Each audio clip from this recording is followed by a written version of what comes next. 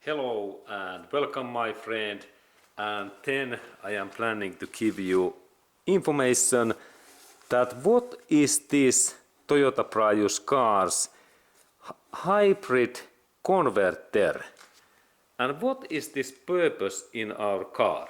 And now we are really talking in this great Toyota Prius car, and in engine area we have this silver box, and now I will explain to you that what is this device and why this is so important.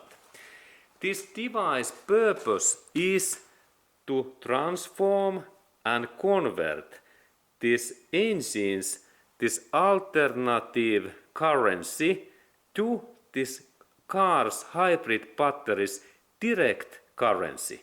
And this means that this part converts this movable electricity to direct electricity, and also in reverse when we are driving in this only battery based driving, then this hybrid battery sends electricity in here and it is direct electricity, but this device convert this electricity to this variable currency because this our engine's electric motor inside in here gearbox, that electricity motor in here, it needs this variable electricity. So easy.